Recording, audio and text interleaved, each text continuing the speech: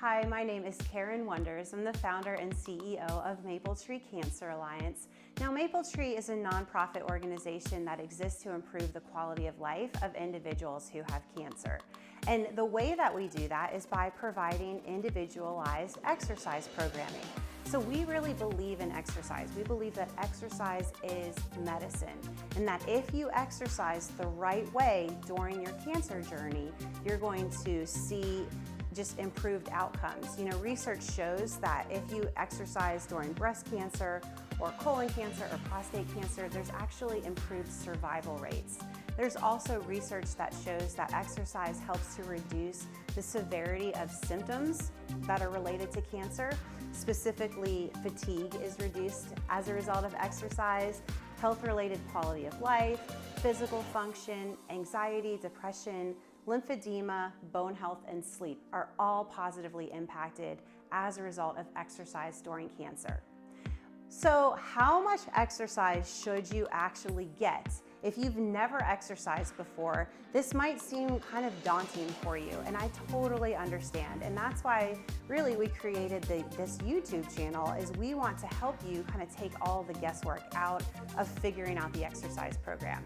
And so current physical activity guidelines recommend 150 minutes per week of moderate intensity exercise. And moderate intensity just means you can talk to someone, you can carry on a conversation. Maybe you're gonna have to kind of pause a little bit and take a couple of breaths, but in general, you can breathe and you're not gasping for air and you're not working so hard that you can't talk, that you can't have a conversation. It also recommends that you do resistance training at least 2 days per week. So we're looking for 2 days per week, probably 2 sets of about 12 to 15 repetitions. This will help you to improve your muscular endurance. And then finally, you want to make sure that you're including flexibility in all of this. So you want to stretch to a point of mild discomfort. You want to do static stretching, and you want to make sure that you're paying attention to your major muscle groups. So those are the basic guidelines, and the way that I kind of want to summarize it for you, and this is kind of an acronym that we use a lot in exercise physiology, is FITT Principle. So F-I-T. Whenever we say the FITT Principle, the F stands for frequency. So how many days per week are you going to do this? So if you're shooting for 150 minutes of exercise over the course of an entire week, you know, you can either go out and do this all in one shot, which would be pretty difficult. I would say I probably wouldn't recommend doing that. But what you can do, so this is minutes per week, but what you can do is do 30 minutes, 5 days a week. So 30 minutes of exercise for 5 days a week will add up to 150 minutes. So that's F. I in the FITT Principle stands for intensity. So what we mean here is we're looking for a percentage that we want your body to exercise at. If you exercise at too high of an exercise intensity, that can activate a stress response in your body, which can actually have a negative impact on your immune system. And it can also, if you've not been doing it before, it can have too many free radicals build up in your body, which can be negative for your heart and for lots of other things. So you want to try to pick a sub-maximal exercise intensity that is going to be right for you. Now this will vary depending on your previous treatment status, if you've ever exercised before, your age. All of those go into an account, which is why at Mapletree we do individualized exercise programming. Now the current guidelines do recommend about 40 to 60% of exercise intensity, which we would label as moderate. This appears to be the sweet spot where we see the most benefits and all of the reductions with the symptom severity and fatigue and immune function and all of those. So about 40 to 60%. I'm gonna teach you how to figure out what this means for you in a minute, but I kind of want to go through the FITT Principle first. So we have frequency, intensity. This T, the first T, is time. So how long for each exercise bout are you going to exercise? Again, I would recommend that 30 minutes per day. You can do up to 60 minutes if you have the time and you have the energy to do that, but you want to try to get at least 30 minutes 5 days per week. And then the last T is type. So what type of exercise do you want to do? There's really no right or wrong in this. If you love to take a walk, well then by all means, take a walk. If you can get the correct time and the correct intensity in, you're going to get the benefits from that. If you prefer to swim, by all means, go for a swim. If you would rather be on a bike, that is fine. So this means whatever you enjoy doing, as long as you get the proper time, the proper intensity, and you do it a number of times per week, you're good to go. So try to stick with this principle whenever you are figuring out what you want to do for your exercise programs. Now I want to focus directly on this, the exercise intensity, because I think it's really important that you understand how to figure out what exercise intensity you should be working at. Because if you're too high, you can experience some negative effects of that. And if you're too low, then you might not get the benefits for the exercise. And so what I'm gonna do is I'm gonna teach you a calculation, and this is a calculation that I teach all of my students in my exercise physiology class. It's called the Carvonen formula. There's a couple of different steps in here, and if you're someone who never liked math, just please bear with me for a little bit because I'm just gonna walk you through step by step how to do it, and I think it's gonna help you to just know how hard to exercise. So I'm gonna lean down here so you can see.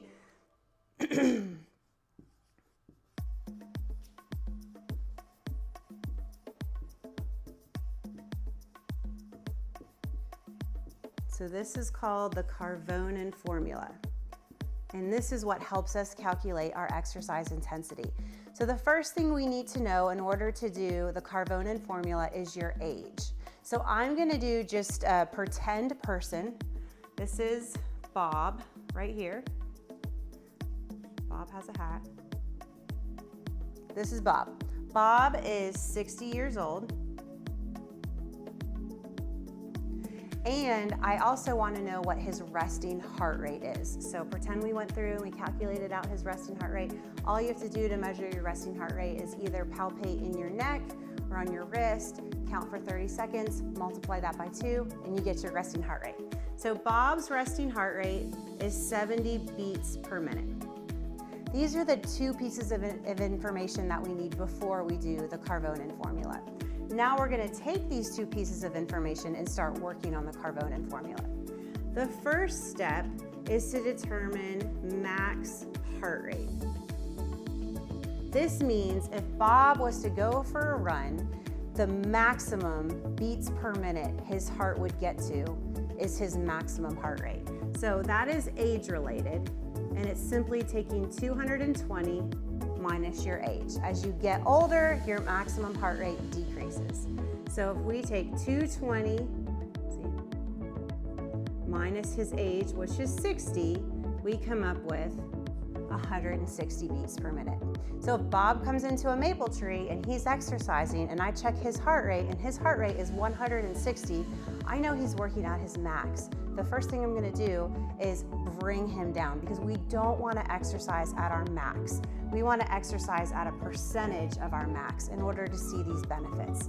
So we know his maximum, and now we're gonna plug that into the formula. So the formula is simply maximum heart rate minus his resting heart rate times the percent that we want him to exercise at, and then we add back in the resting heart rate. So let's fill it in for 40%.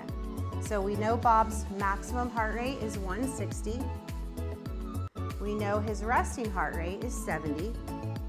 So we're just plugging that in. The percentage that we want him to exercise, the bottom part of his percentage is 40. So we're going to convert that to a decimal. And then we add back in his resting heart rate. Now it's just as simple as going through your order of operations. If you remember way back to elementary school, learning your order of operations, I always said, please excuse my dear Aunt Sally. So parentheses, exponents, multiply, divide, add, subtract. So first thing we're gonna do is take care of these parentheses. 160 minus 70, when you do that math, you get 90. And then everything else I'm just bringing down. Now we're gonna do this. We're gonna take 90 times 0.4, do that with our calculator here, and then I'm gonna add in his resting heart rate in my calculator. When I do that, I get 106. So 106 beats per minute for Bob means that he's exercising at about 40% of his heart rate max. So that's pretty good. Now I want to take you through how to calculate the upper end of the range, because say you measure Bob's heart rate and it's, I don't know, 150, and you're like, well, it's not 160, which is his max, but I don't know, is 150 too high? Is that 60%? I'm not really sure. So let's go through and calculate that out, and that way we'll have a heart rate range for Bob. So same exact formula as before. We're gonna do 160 minus 70, maximum heart rate minus resting heart rate, times the percent, which this time we wanna do the upper end of that, so 60%, 0.6. And then we add back in the resting heart rate again. So parentheses we're gonna take care of first, 90 times 0.6 plus 70. So let's take out our calculators. I'm gonna do 90 times 0.6 plus 70, and the number I get is 124. So when Bob is exercising, he wants his heart rate to be anywhere between 106 and 124. That is the right heart rate for Bob when he's exercising. If he measures his heart rate during exercise and it's 99, well, that should be an indication to him that he can increase the intensity a little bit more. If he takes his heart rate and it's 140, well, that's outside of the range. And if he's feeling fatigued and if he's starting to get dizzy or disoriented, definitely we would want to bring that down again. We want to try to stay within this moderate level range. So that's how you can determine that. The only kind of caution that I would give is for people who are on medications that can affect your heart rate. So this would be someone like on a beta blocker, for high blood pressure. What happens is that is going to affect how high your heart rate goes.